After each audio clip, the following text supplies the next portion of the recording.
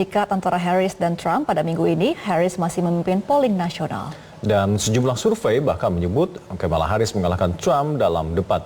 Untuk mengetahui informasi dan laporan selengkapnya dan berita-berita lainnya dari Amerika Serikat, kami langsung bergabung dengan jurnalis VOA, ada Valdia Baraputri di Washington DC.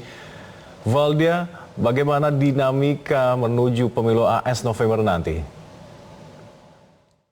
Ya, Gema dan Alka juga pemirsa, saat ini Amerika Serikat menyongsong early voting atau sebuah mekanisme pemberian suara secara langsung, tapi jauh-jauh hari sebelum pemilu serentak pada November nanti. Early voting ini jadwalnya berbeda-beda di setiap negara bagian, namun yang tercepat adalah pada tanggal 16 September mendatang atau hari Senin. Jadi mulai hari Senin ini sudah ada pemungutan suara pemilu presiden di Amerika Serikat. Nah, mereka yang mengikuti early voting ini adalah pemilih yang tidak bisa memberikan suara mereka secara langsung pada pemilu November mendatang, tanggal 5 November nanti. Nah, pertanyaan selanjutnya adalah bagaimana posisi kedua kandidat menyongsong early voting ini, terutama setelah debat capres pada minggu ini. Nah, pada data lembaga 538 atau sebuah lembaga yang mengagregasi atau menghitung hasil polling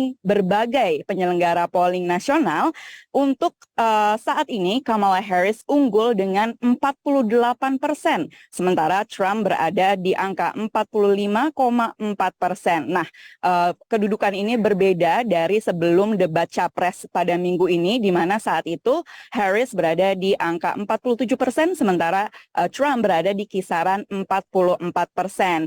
Sementara itu, setelah debat capres, Trump berkata kepada media bahwa ialah yang memenangkan debat tersebut. Namun, beberapa polling mengatakan sebaliknya. Polling dari Reuters dan Ipsos Poll misalnya mengatakan bahwa 53% responden mengatakan bahwa Harris lah yang memenangkan debat, sementara hanya 24% yang mengatakan bahwa Trump yang memenangkan debat capres minggu ini. Sementara responden lainnya mengatakan tidak ada yang memenangkan debat atau tidak memberikan jawaban. Selain itu, polling cepat dari CNN juga mengatakan bahwa 63% responden mengatakan bahwa Harris lah yang memenangkan debat, sementara hanya 37% yang berpikir bahwa Trump memenangkan debat capres minggu ini.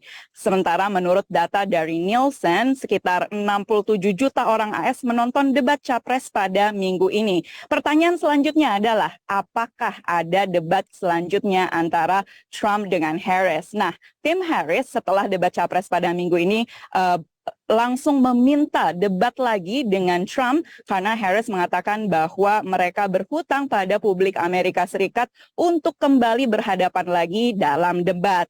Setelah itu Trump sempat berkata bahwa bisa jadi ia menerima kesempatan debat dengan Harris, namun baru-baru ini tim dari Trump dan Trump sendiri mengatakan bahwa tidak akan ada lagi debat dengan Harris. Lewat sosial medianya, Trump berkata bahwa Harris yang kalah buru-buru meminta debat ulang. Ia juga mengulang klaim bahwa ia memenangkan debat tersebut lewat sosial medianya. Nah, jadi sekarang bisa dipastikan bahwa tidak akan ada lagi debat antara Trump dengan Harris sebelum pemilu presiden Amerika Serikat pada November mendatang. Namun, seperti yang tadi telah disampaikan, publik di Amerika ini masih menantikan debat cawapres antara pasangan Harris, Tim Walz, dengan pasangan Trump, J.D. Vance, yang akan diselenggarakan di New York pada tanggal 1 Oktober mendatang. Sementara kedua kandidat saat ini kembali berkampanye khususnya di negara-negara bagian yang kompetitif,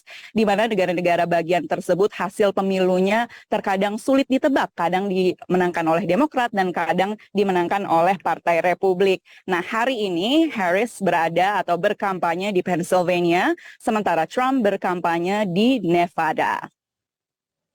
Nah, pemirsa dan rekan-rekan di studio, kita beralih ke berita selanjutnya. Dari berita politik nih, kita beralih ke berita catur karena seperti politik, bermain catur juga memerlukan strategi dan analisa sebelum memberikan atau menentukan langkah selanjutnya. Di Washington DC ada sebuah akademi catur untuk anak-anak karena mereka berpikir bahwa keterampilan bermain catur ini harus diajarkan sejak dini. Mengapa? Kita simak laporan selanjutnya. We'll do a little bit of chess first and then we'll let you eat.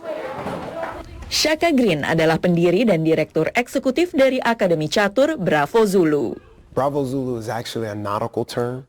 I spent some time in the United States Navy. It just means job well done. Ide mendirikan Akademi Catur Bravo Zulu ini muncul ketika ia memperhatikan siswa kelas 3 bernama Antonio yang mengalami masalah di sekolah. So I made a deal with him. I said, hey, if you can stay in class, I'll teach you how to play chess. And his response was beautiful. He said, I already know how to play chess. I said, well, show me. Murid-murid lain datang untuk menonton dan menunjukkan minat yang besar sehingga Greene meluncurkan kelas catur pagi dan kemudian kelas catur lainnya setelah jam sekolah. Looking for a way of giving a kid a tool who really needed a tool to make his life better, it turned into this program where we've now won more than 150 championships. But more importantly, Antonio and many of his friends are now college students. Greene percaya setiap anak harus belajar bermain catur sebelum disiplin lain seperti bermain alat musik atau olahraga. Karena catur memberi mereka dasar yang kuat dalam berpikir, analisis kritis, dan disiplin. I like chess because it helps you learn and how to make sure that you think before you move. It's kind of like life.